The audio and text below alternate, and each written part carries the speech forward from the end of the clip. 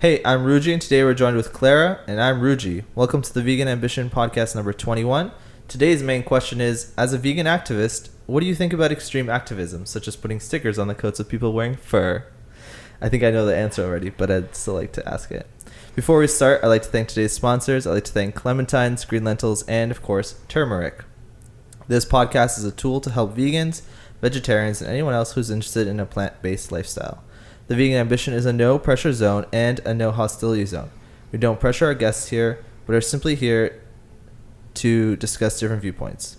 I hope you'll join us on this journey, and education is our biggest goal here. And this is Klara. Klara is a vegan, low-waste activist and an earthling, as we all are. Can you tell me a bit about yourself, Klara? Yeah, absolutely. First off, I just want to thank you for having me on and absolutely having a vegan podcast.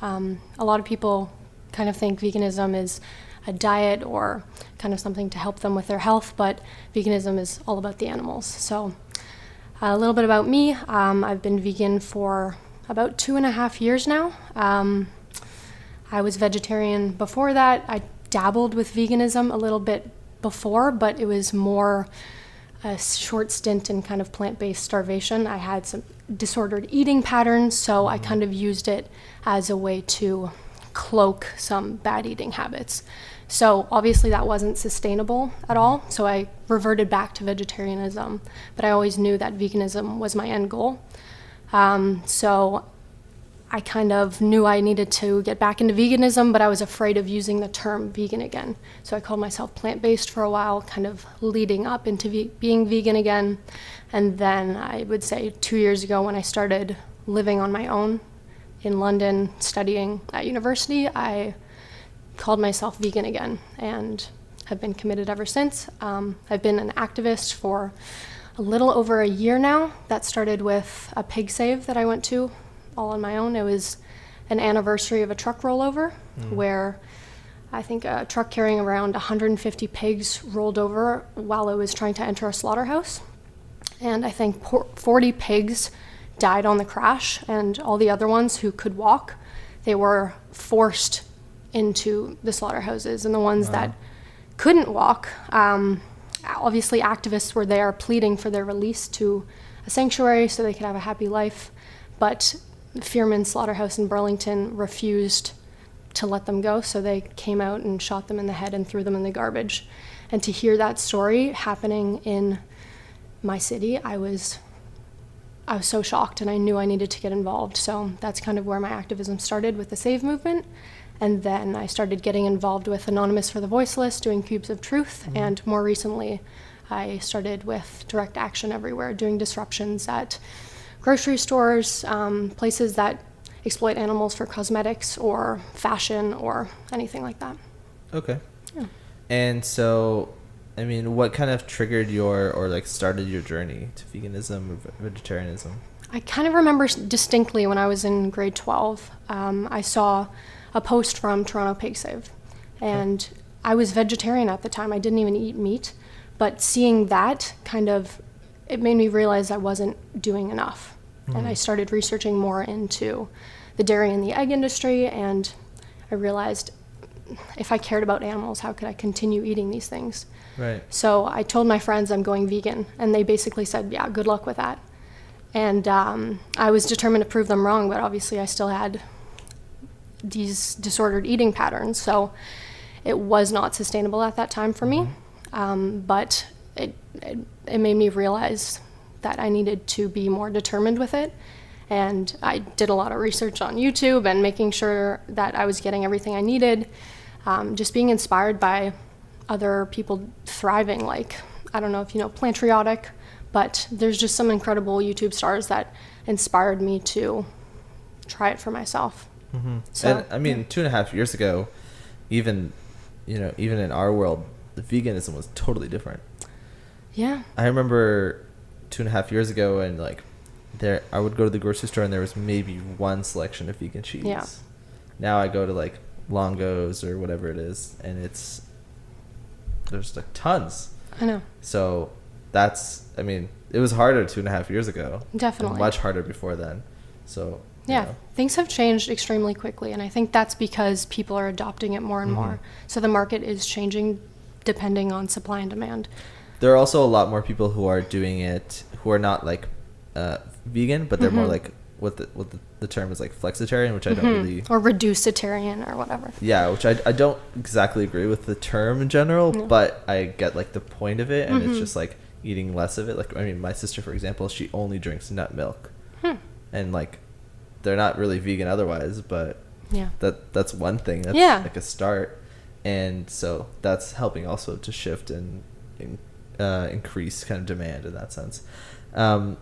So right now, are you just vegan, or are you vegan and raw? Because I know you work for a raw company, or are you anything like specific? I wouldn't say so. I'm just very vegan. I try and eat more raw foods, just trying to be healthy. Fake meats and fake cheeses, even though I hate the word fake, it's just they're more expensive right now. They're not very healthy, but I don't put another label on top of that. I'm just vegan. Okay, cool. I was just checking. Yeah. One thing that's great about, I mean, I agree in the sense that like fake meat in general isn't really healthy. One thing that's great about it though is that they add all kind of supplements to it. Exactly. So if you're somebody who is vegan and you're like I don't have time to cook, I don't want to make, I don't like tofu that much, whatever, and you want to buy fake meat, you don't need to take supplements maybe, because it'll have everything in it. Like the B12 levels in those are like crazy, which is great. Yeah, definitely a convenience food. Yeah, but they do it on purpose, which is like so helpful, and you know that you're not going to be lacking essential nutrients just by eating this fake meat. It is expensive though, so yeah. But you know, the more people who go vegan or who are interested flexitarian, reducitarian, whatever, the more people buying these products, the cheaper it's going to become. Yeah, I mean, hopefully. Also, not to mention, I mean, or to mention rather, there's a lot of subsidies, especially where we live in Canada, for meat and for milk, and so that kind of eats into or creates it more of a difficult situation in terms of veganism, because those subsidies don't exist for veganism, so it's expensive to produce these products. But you know. Yeah, if you factored in all the externalized costs of a hamburger that are pushed onto society and onto taxpayers, our health system, it would be prohibitively expensive. So yeah, I totally agree with that. In terms of low waste, how do you do that? Yeah, Talk me through it. It's super simple switches. Like every single toothbrush you've ever brushed your teeth with since you were a child exists somewhere in the world right now. So stop buying plastic toothbrushes, because they're never going to decompose. So just getting a bamboo toothbrush and then composting that. Or if you buy pasta at the grocery store in a bag or rice in a bag, you can easily, once that runs out, just go to Bulk Barn, fill that up. Or if you have disposable razors that you use all the time, just go to either online, or there's a pop-up shop called Bear Market that does pop-ups at Patagonia and all around the city. So I've gone there and I've just gotten a safety razor that's stainless steel, and I'm going to use it for the rest of my life. It's things that you kind of invest in that make your life a lot easier. Right. Yeah. Interesting. So that's a good way to view it. Did you know that A&W recently switched to paper straws? Yeah, I did know that. I saw that. I actually don't like paper straws. No, they just fall apart. Yeah, but it's a good move. Yeah, I do feel bad about that when I go get vegan hamburger or something like that. You want the combo, but then you have to get some drink, and you have to get the straw, and you have to get the lid. So, or even I went to a Pie Clip Now last night, which is a vegan pizza joint up in Toronto, and I knew that they had plastic cups to drink water out of, so I just brought my own clean canteen, just kind of having things that you've invested in, and you just bring them around everywhere you go. Like I don't use plastic cutlery, I have bamboo ones. Yeah, simple switches. Yeah, I mean, those are good kind of examples of switches. But I do find it difficult sometimes in terms of just because it's so convenient to eat out. But I mean, I'm trying. Yeah. It's hard. Nobody's perfect. No. Like you can't. That's true. Yeah, even if you're following people online who look like they're totally zero waste, I'm sure they have slip-ups in some way. Just if you're trying, that's a good thing. I like that one BuzzFeed article or that YouTube video where there's like a girl and she's like, I've only used this small jar of plastic waste in the last 10 years or whatever, and it's like, I don't believe that. I don't know how you do Maybe. that. That seems ridiculous. I would love to do that. We can hopefully get there. Yeah. I mean, hopefully our planet will get there. But the fact of the matter is, there's a lot of like things that we as vegans do already to help the environment, and so it doesn't mean that we should not do those things, but we do a lot already. Yeah, but I think when you become more conscious of what you're eating, you kind of become more conscious about your waste products as well. Or there's no such thing as throwaway. It's going to exist somewhere in the environment. So just taking responsibility. Yeah, one of the biggest things that I hate is cities that don't have compost. Yes. That I live in a city right now in Stratford for school, and there's no compost, and I'm like, I don't know, like it sucks. Yeah. I hate it. Most of the people in Toronto probably don't compost. I'm really lucky my building has compost. It really diverts a lot of waste. No, I think Toronto you're supposed to compost. Really? I think most of Toronto you're supposed to. Now whether people do it or not, that's a different story. Totally. But since you can't throw out as much garbage, composting makes sense, right? You can only throw out like one bag every 2 weeks. It's a little different for condos. You just have a chute and you can throw whatever down there. Okay. So if you have a house, you'd have to be more responsible like that. I think it also depends on the age of the condo and all these kinds of things, because some of them are fine, some of them aren't. So it's interesting. Sorry, I forgot where I was going to go. What kind of, like, in terms of vegan food, what's your favorite go-to recipe? Or food? Or oh my god, I make a really mean, this isn't healthy, but I make a really mean like chili cheese fries. So it's just like kind of like a burrito bowl mixed with chili and fake cheese, and just it's so good. Lots of potatoes in there. Have you been to Mythology or I have Vegan Dale Brewery? Definitely. Do you like them? It's fast food vegan. I'm not too fond. They have like nice Cavendish type fries, but I feel like you can get away opening a vegan restaurant that has like subpar food and people will still eat there just because it's vegan, which is a little sad. I'm going there tomorrow for Endless Wings. Okay, that's a good idea. And I'm so excited. That is a good idea. Endless Wings. I know. And Mythology. It's going to be amazing. So if you're a Toronto local and you haven't been to Mythology yet, it's time to go on Mondays for Endless Wings. Because, like, how can you go wrong with Endless Wings? You can't. No. Unless they're chicken wings, like real chicken wings. Yeah, these aren't. You're going wrong. Awesome. No. But I actually really like the Vegan Dale movement, although there's a lot of controversy for it. But I love the Vegan Dale movement. I think it's great. I'm so excited to have, like, our own vegan place, kind of. Like, we can just go. Totally. Like 10 different restaurants.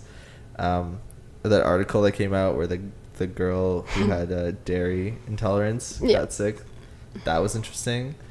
Bad publicity for them. Yeah. They probably handled it incorrectly, but... They say there's no such thing as bad press, but I don't know. It seems pretty bad to me, yeah. I don't know. I'm still going to go there. Yeah, for sure. Like, that's a risk you take when you go to a restaurant, even a vegan restaurant. And... you know, we're all learning as we go, and that's the thing that I always hate with the media is they miss this whole point of, like, yes, it was a screw up, totally, but we're learning as we go. Yeah. Like, exactly. Everyone is learning. Vegans are learning. You know, just regular people are always learning. Yeah. Everyone is learning. It's all about that. That's what this podcast is about. It's about teaching people and learning things. I learn so many new things on this podcast every time I host one. So it's been good. Clementines have some great nutrients and minerals such as calcium, magnesium, potassium, and phosphorus. Clementines also boast vitamin C, with 40% of your daily intake, carbohydrates, 6% of your daily intake, vitamin B1, vitamin B9, vitamin B6, and clementine season comes around in early December, around now. So, well, this podcast comes out in a little bit, but it's like December the 16th right now, so around now. And it's a time of the year where I eat between 4 and 12 clementines a day. So I might be the only person who eats that much, but I love clementines. So head on down to your local grocery store and grab some clementines today. Thanks, Clementines, for sponsoring today's Pop podcast. I'm rough today.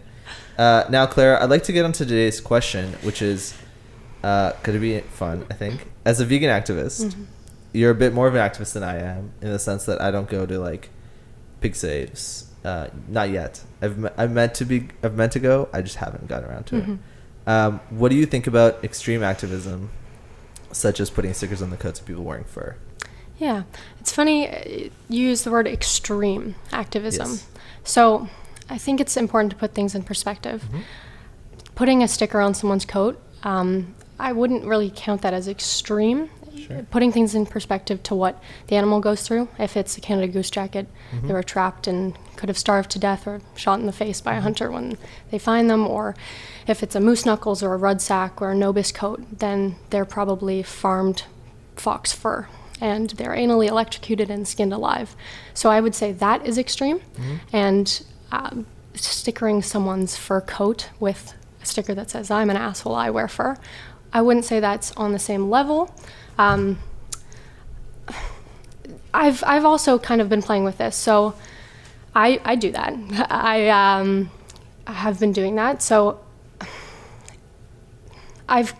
it's the easier way to go than to say to them, "Hey, did you know that your coat is from a once living animal?" and giving them a leaflet. So I've kind of been thinking to myself that would be the better way to go. And then if they're receptive and they say, "Wow, I had no idea. Thank you so much for sharing this information," then no, you don't get a sticker. You're not an asshole. Right. But if they're going, "Yeah, I knew this. Fuck animals. Screw animals," then yeah, you kind of are an a-hole and you should probably get a sticker on your coat. Okay. I think people who wear fur and are proud of wearing a dead animal on their back, they should be publicly shamed. So the reason I bring this out Yeah. is I had a friend on my Facebook page, Yeah. on my Facebook, whatever, and she posted the picture of a sticker because someone put it on her jacket. Nice. And her kind of commentary and a lot of the comments underneath her was, "This makes me less likely to engage with vegan activists in the future." So what this has done is it's actually made me be less likely to learn and engage and understand what is going on. That's her perspective. And I mean, I see her perspective, Yeah, right? absolutely. I totally get it. I feel like if I was, if I wasn't vegan, for example, and I was wearing a fur coat and somebody put that on my jacket, I would probably have a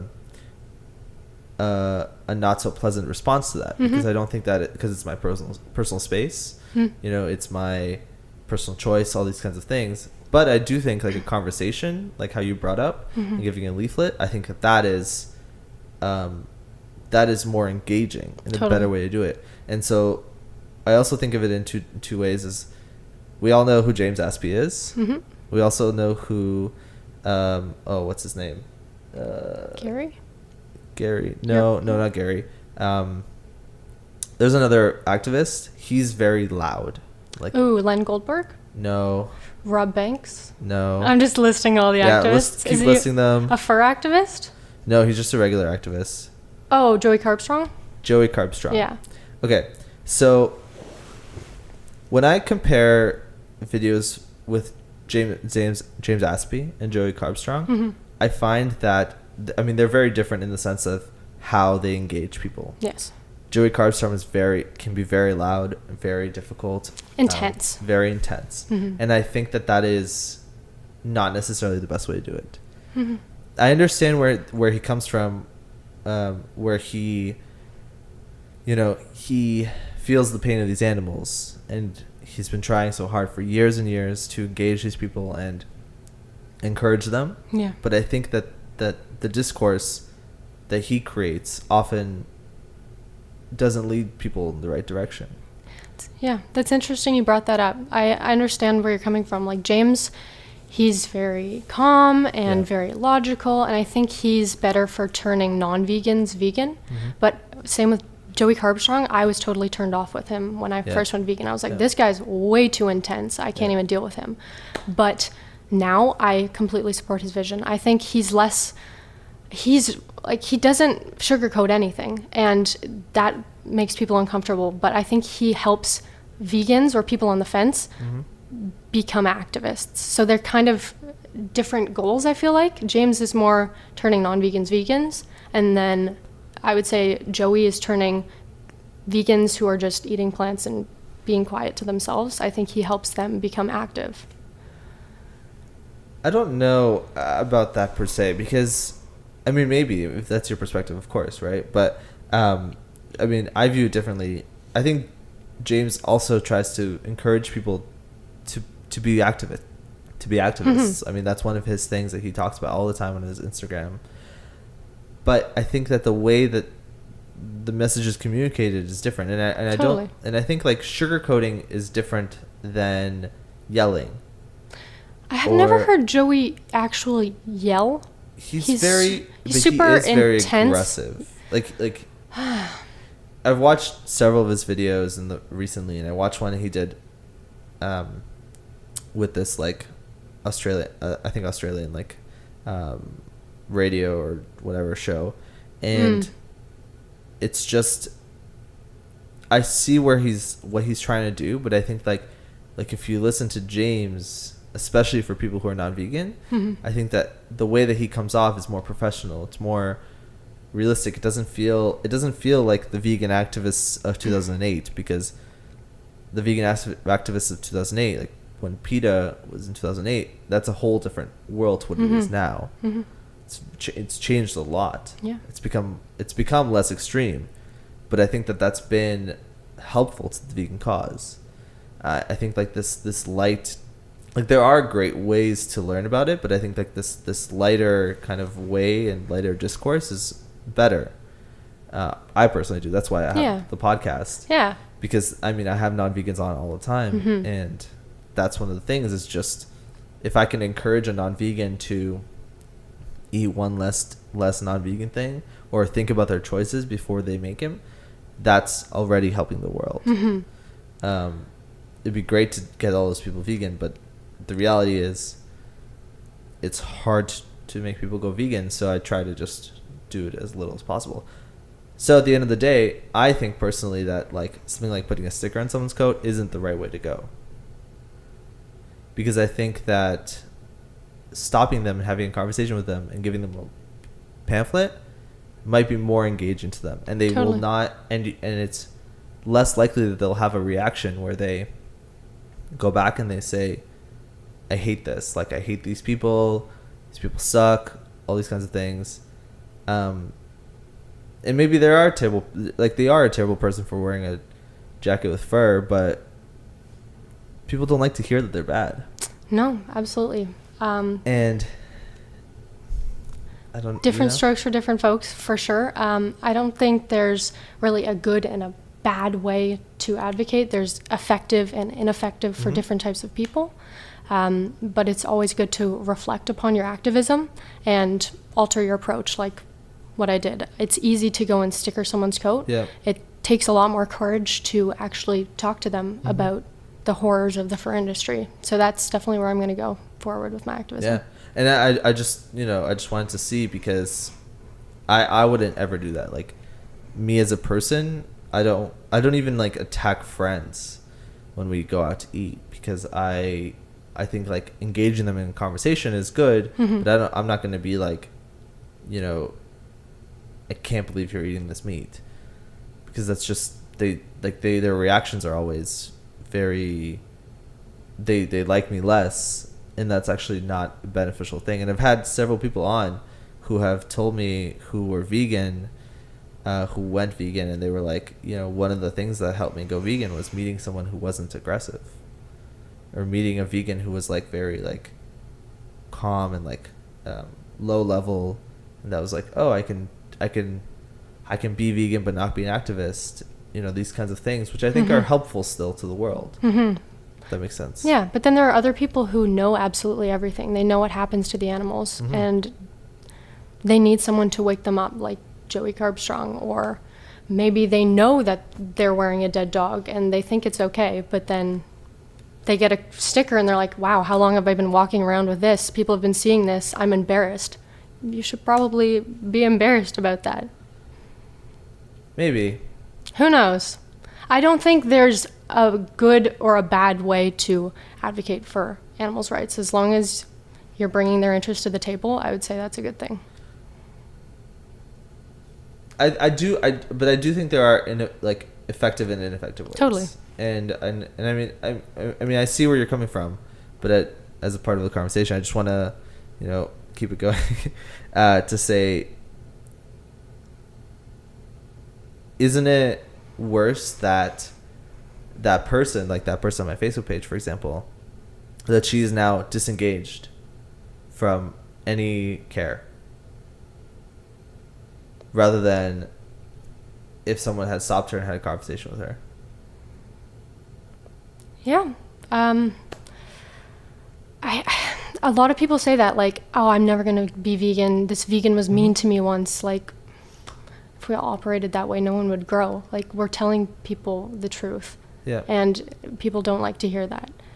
It's difficult to hear, but we're just trying to wake people up and make them realize that what they're doing is not acceptable. Obviously, we're coming from different places. It's hard for me to kind of empathize with people wearing fur. Like, I just, in the grand scheme of things, they're not the victim. Sure. I mean, I don't disagree. Yeah. I'm just mostly playing devil's advocate here. Totally. And just trying to see where it comes from. Okay, that's interesting.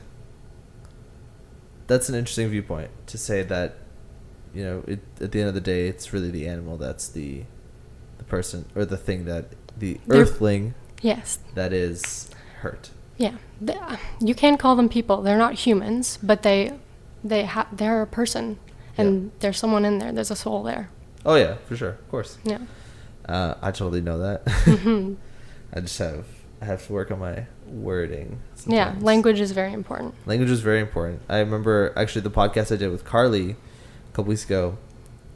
It was the first one that I did, and it was like number 19 or something. The first one that I did, where the person sitting across from me called all animals earthlings.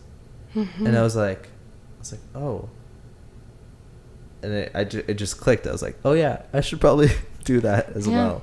It's probably a good way to refer to people, or refer to animals. Yeah, people too. Yeah. People and animals. All of us are earthlings. Yes. Great. Okay, so at the end of the day, do you think that you're going to continue with that form of activism? I will absolutely. I still have a few stickers, but I'm going to reserve them for people who are actual a-holes. Okay. So I'm going to approach them with a leaflet, tell them all about it, and if they continue to justify their actions of wearing a dead dog on their back, then they deserve a sticker. Actually, last night I was walking my dog, and a woman with a Canada Goose jacket got on, and she was talking about, oh, your dog's so cute, he looks like a little skunk or something. She was asking the type, and she gets off and she's saying to her friend, what brand of dog should I get? And I said, did you just ask what brand of dog you should get? And I was hoping she would said, oh, I mean breed. But she said, no. Yeah, like brand, like what type of purse? She literally compared a dog to a purse. Wow. And I was like, oh, kind of like the dead dog you're wearing around your neck. And she was like, yeah, maybe I'll get a coyote and I'll turn it into a coat. I'm like, you already did. So she deserves a sticker, and she deserves to be publicly shamed. People like that, if you're not going to get through to them with logic and they have no empathy for the animals, then I think they deserve a sticker. I think that's pretty fair. Yeah. I'm okay with that. Yeah. I mean, you can't fix everybody. No. Or encourage everyone. That's kind of what we're up against. So if you see an angry activist, please forgive us. That's a great. I'm gonna send this to my friend after and see. Yeah, what she I'm thinks not about against it. her as a person. I'm sure I know she doesn't feel great about wearing a dog around her neck, but please consider zipping it off. You can donate it to orphaned animals to make warm bedding for them, because you just don't need that to look fashionable. It's true. I'm excited for a world where all of those things are gone. Yeah, can't come quick enough. So, in terms of, so I can see that you do a lot of fur activism, right? It's winter, so yeah. Yeah. Would you say that you do similar activism when it comes to people eating meat? Yeah. So obviously I'm involved in the Save movement. I share a lot of images on my social media. I also do Anonymous for the Voiceless, Cubes of Truth. So engaging the public in a discussion about our consumption of animal products. And then Direct Action Everywhere. We walked into a supermarket and disrupted the meat department, did a speak out about Riding Regency Slaughterhouse, which was just around the corner. That it's a halal and kosher slaughterhouse, and they skin cows completely conscious, and it's totally horrific. I've heard about them. They're not a good place. No, completely. Well, no slaughterhouse is a good place, No. but yeah, definitely meat is so pervasive. So you can't avoid talking about that. I think people buy a coat and they wear it around, but meat is something that people eat every single day. So we need to be talking about it every single day and pressuring people to align their actions with their morals. Right. And so would you say that you're kind of like what there's three kinds of like vegans that I see in the world, right? Or not three kinds, but there's like three, how do I phrase this? Three encouragements. So the first one is animals. The second one is the planet. The third one is your own health. So I'm assuming that yours mainly stems from the animals. Yes. But there's probably the environment as well. So definitely being vegan, if you're vegan, it's about the animals. Yeah. I would say if it's for your health or for the environment, that's more plant-based. Right. You've discussed this in other podcasts, Yeah. but what was the question? What would you say kind of you are?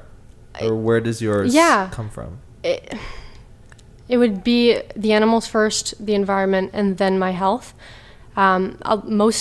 Everything I do is for the animals. All of the Save movement, Direct Action Everywhere, and Anonymous for the Voiceless are all focused on the animal suffering.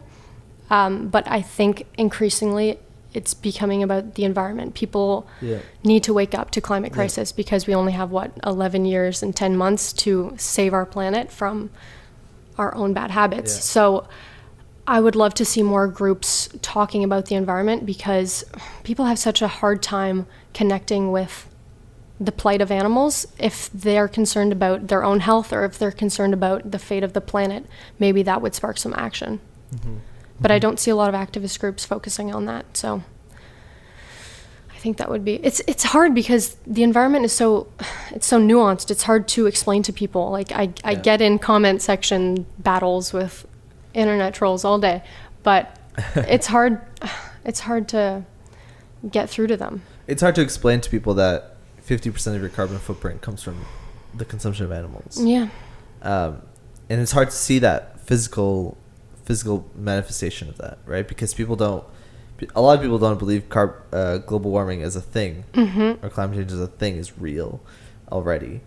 They don't think that it's going to change anything. I mean, I don't know how people don't see that. Yeah. I can see that already. Like in the last, I don't know, maybe 5 years, the amount of like the way hurricanes have just gone, like they've been so destructive. Fires, droughts, famine, droughts, anything. Yeah, all these things have gotten so much worse, and I'm like, is this not like obvious to you? Like, it just, you can see it happening. But bacon, though, am I right? Bacon. I don't miss bacon. I don't miss anything actually anymore. I think I used to miss meat.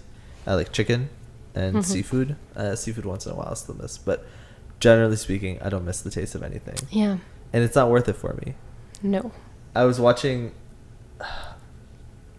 I always had trouble, I think, empathizing with sea animals. Yeah.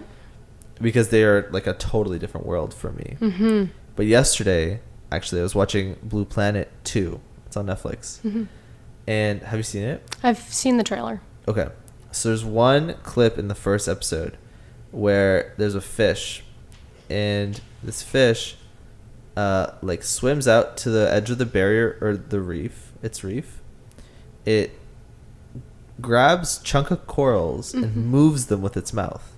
Aw.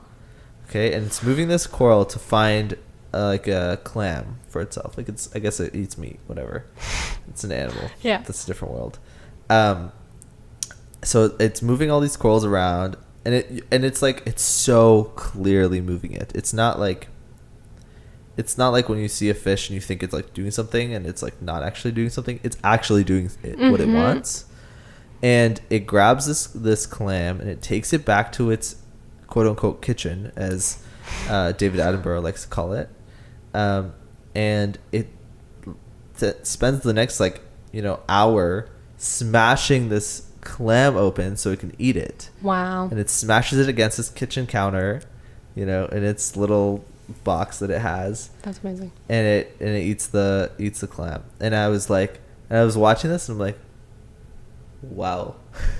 Because I've barely ever empathized with fish. I think fish is hard to empathize with. Mm-hmm. And I think also a lot of people who make arguments for fish, Joey and my brain broke.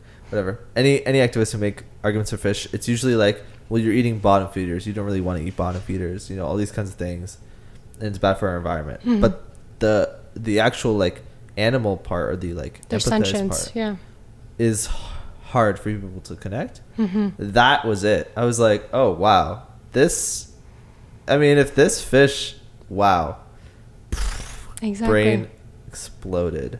Exactly. Yeah, someone asked me the other day, they know I'm vegan. They're like, wait, do you eat fish? I'm like, is fish a plant? And they're like, oh, right, fish are animals. So they just kind of think that fish are just swimming carrots or something. I don't know. But, we can't hear them scream. They're not cute and cuddly. Mm-hmm. It's hard to empathize, but they bleed just like us. Yeah, that's fair. But that's gotten better. Over the years, I think I've had less people ask me exactly what is a vegan. Mm-hmm. They're like, oh, I get it. I know it's not vegan and what is. Yeah. But I still get questions once in a while, especially honey. People are like, do you eat honey? And I'm like, no, I don't eat honey. All these kinds of things. But it's funny. People are getting better at it, thankfully. Mm-hmm. Yeah. Have you ever had trouble empathizing with any specific animal? Yeah, obviously, mollusks and different. I never ate any sort of seafood like that, but they don't have the same facial expressions as us. But to know that they have a central nervous system and they seek pleasure and avoid pain, I don't want to eat them. I don't want to kill or stop a beating heart, So I never really had problems stopping that. That's fair. Yeah. SeaWorld is crazy. If anyone hasn't watched Blue Planet 2, you should watch that. You should watch that. Today has been a bad day for my words. Me speaking. I don't know why. I think I'm tired. Alright.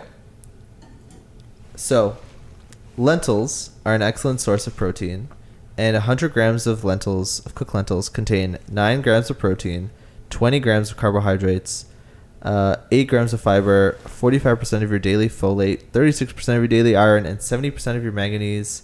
And there's more, but there's too many. I like to include lentils in pasta bolognese and many other dishes, and you can grab some lentils at your local grocery store today. Thanks, Green Lentils, for sponsoring today's podcast. Okay, so usually I have a food, but I didn't get one today because I forgot to ask you if you were allergic to anything. No. So I didn't get anything. I'm just allergic to cruelty. It's fine. No problem. That's good. But I do want to ask you, I think we've dabbled on this bit, but why do you why do you do it? Why are you a vegan activist? I thought for a long time that being vegan was enough, just Mm-hmm. eating plants and doing my thing. But that is the bare minimum that we can do for them. We have a voice, and we need to speak up for those whose voices are silenced. So I realized that I kind of have that responsibility, and I just honestly feel like I need to do it. I believe that the future is vegan, and we all have a role to play in that. I couldn't just be silent and sit by as my family was eating turkey around me. I'm gonna make some snide remark, and 2 years later being vegan, there's no turkey on Thanksgiving or Christmas this year. Like, my mom's favorite food was turkey, and she cannot bring herself to buy a dead bird and cook it and serve it to her family. My younger brother has gone vegetarian. Like, things are changing quickly, and that's all because I haven't been silent about it. Like, it's great for you to eat your plants, but it's really important for us to raise our voices for those who can't speak. You've heard it first. If you're a vegan or thinking about going vegan or about to go vegan, anything, Yeah. and you are not doing some kind of activism, whether it be hosting a podcast, going out to events, speaking up for those who can't speak, that is a powerful, powerful thing for the world. I think it all came from Earthling Ed. I'm sure a lot of people watch Earthling Ed. Yeah. But he came to Toronto and he gave a speech about how we all need to get active, and he compared it to seeing a dog being beaten in the street. So you can walk up to the scene and see a man beating a dog with a stick, and the man can offer you the stick and say, beat this dog with me and we can have fun together. And a carnist would say, yes, I will take this stick and I will beat this dog with you and we'll have fun.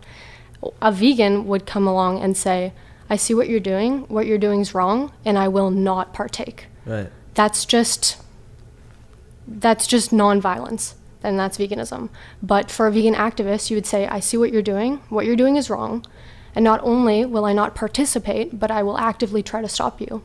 And that's the only situation in where the dog has a chance of living.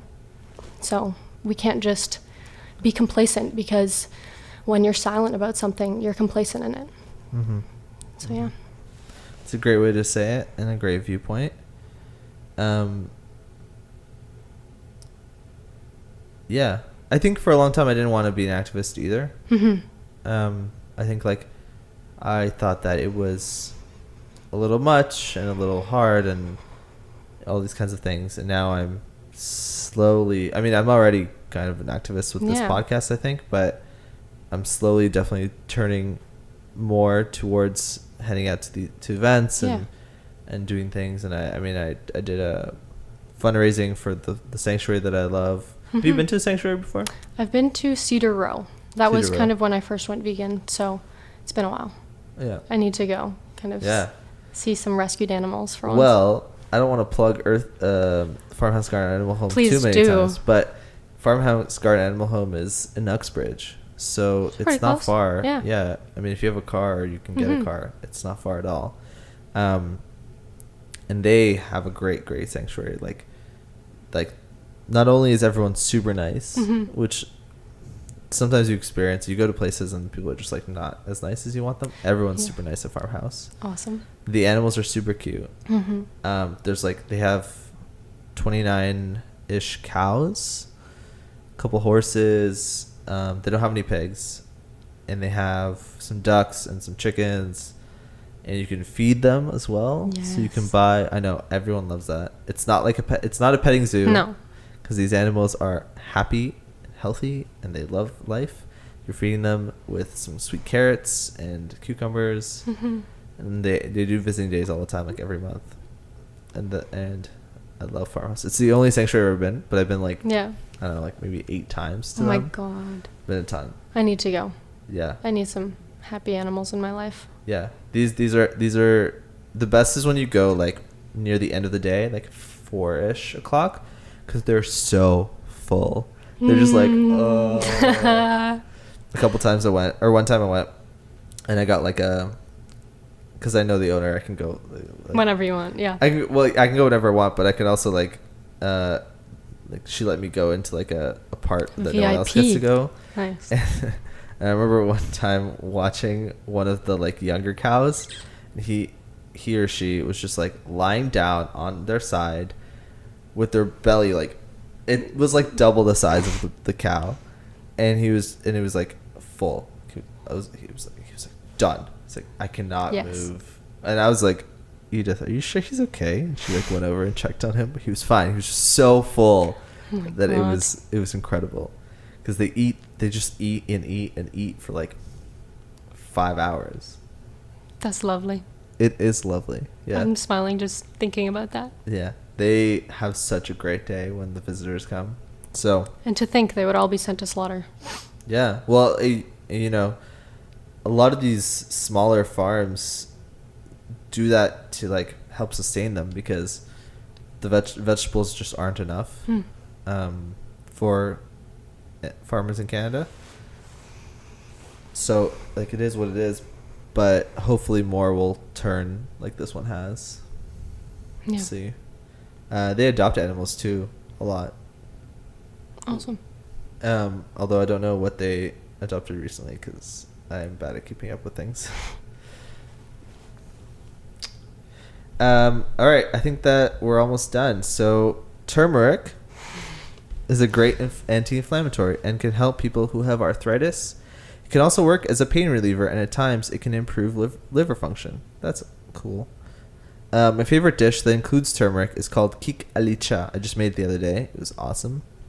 It's an Ethiopian dish made of yellow split peas, turmeric, ginger, and garlic. That's literally all the ingredients. That's all you need. Have you never had it? No, that sounds delightful. Oh, have you been to an Ethiopian restaurant? Yeah, Addis Ababa in London, Ontario. They're injera.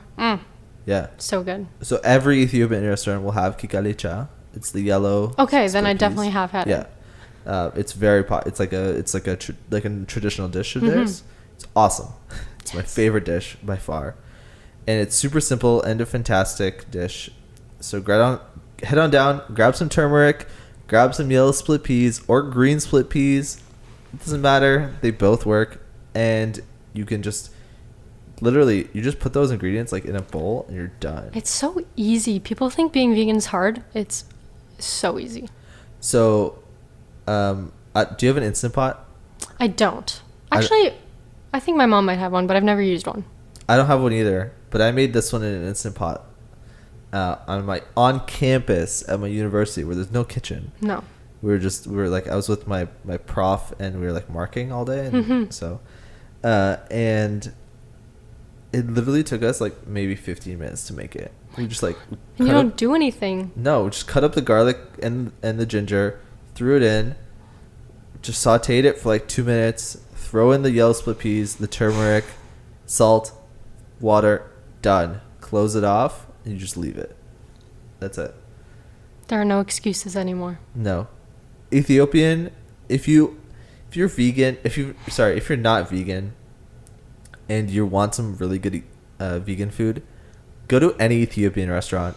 They'll always have vegan options because it's either vegan or meat. Yeah. At Ethiopian places.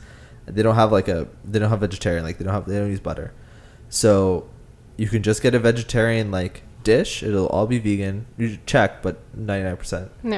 It comes on injera and it is so good. That is like if you need to go vegan, that's it. Go to an Ethiopian place. They'll turn you vegan. Yep. Because it's so yummy. So true. There's actually one place I've been meaning to try called Yee's Vegan here in Toronto that I haven't been to, and it's not Ethiopian. I don't remember what style it is, but it's like in that kind of frame, like it's like African or Caribbean cuisine or something. And I'm so excited to try it because I love just like food that isn't Canadian. Exactly. What is Canadian food? Like maple syrup. Yeah. That's or it. like just fries and pancakes. Yeah, no. Ethnic food is amazing. Yeah, Indian food. If you want to go vegan, I mean, like Indian food, you can make it vegan a lot of time. Mm-hmm. It's so good. What other foods are vegan, easily veganable? Mexican. Yeah, Mexican's Thai great. food. Thai is easy. Indonesian. My mom's actually doing a vegan Asian cooking class. Whoa. Yeah. That's cool. Yeah. So lots of different. Japanese is like so close to being vegan, and then they just throw some fish sauce in there. So. Yeah. Yeah. There's a lot of. You lived in Singapore. I lived in Hong Kong for a while. And Asia is like so close because they use so much soy and so many vegan products, but then they just don't go 100%. So. I know. But it's so easy to travel and be vegan. Like, and you don't get sick. You don't have to worry about crazy street meat. No. Like, it's just so simple. I remember my favorite thing I had, I think, was in South Korea. And all it was a roasted sweet potato. Oh my God. And they put it in they had this huge oven thing. And they like roasted it in the oven, and it was like complete with the skin, and you like open it, you like bite it open, and it was the yummiest, sweetest, most amazing thing I've ever had. And it was cold too. Like I went there. Weird. I went there when it was like in February, I think, and it was, I don't know, maybe like 8 degrees outside or something. And I was like eating this, and I'm like, oh my God, I feel so warm and it's so yummy, and it was the best. I need to make some roasted sweet potato because it was phenomenal. I don't even know how to explain it. Their corn, although if you go to South Korea, don't eat their corn. It's not good. I won't. Noted. I don't know what was up with it, but it tasted like plastic. Like it was not good. Okay. Hopefully it wasn't plastic. That was the only food I think I ate there that was like really not good. Yeah, I can't go wrong with rice and vegetables. Yeah, or sweet potatoes. Yeah, there you on go. the street. That's street food too. Oh, another thing I had. Oh my God, I keep hitting my mic. Another thing I had that was really good street food was a sautéed mushroom, king oyster mushroom in Taiwan.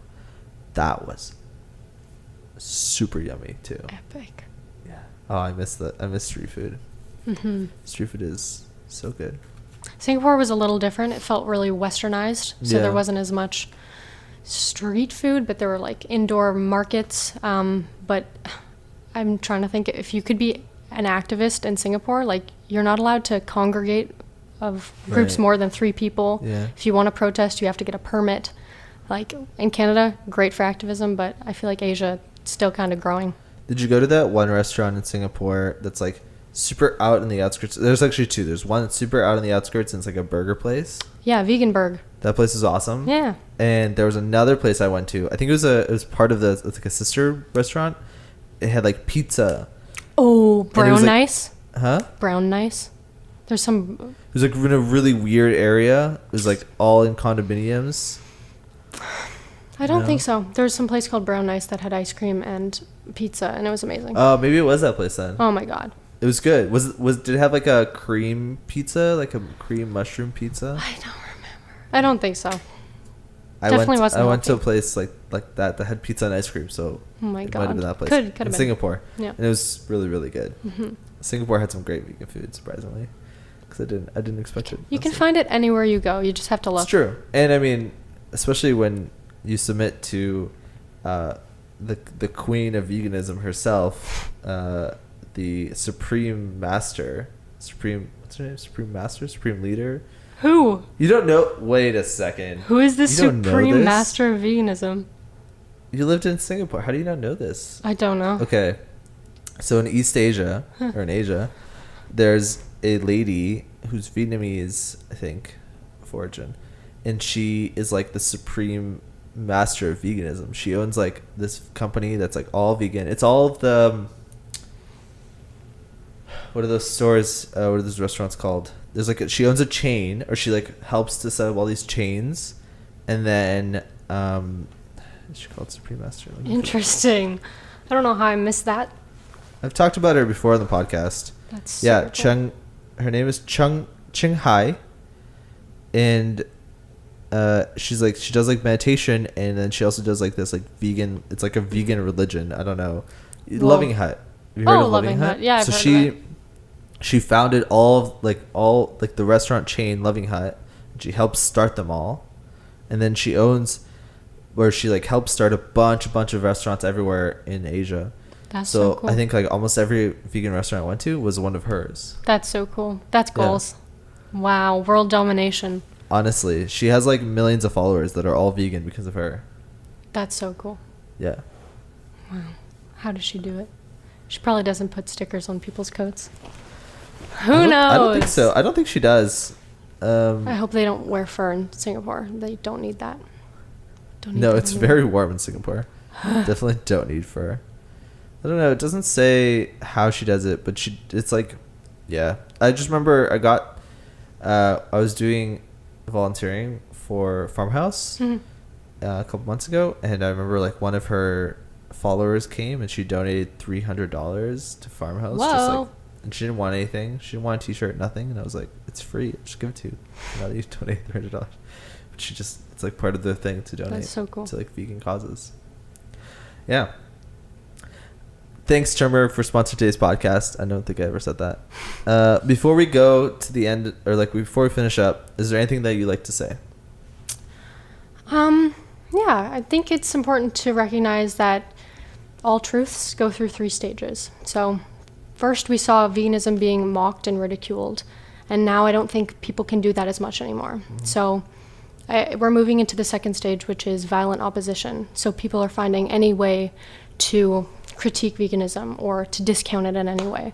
And even at events, like at a Pig Save event, we've been quite literally attacked by members of the public.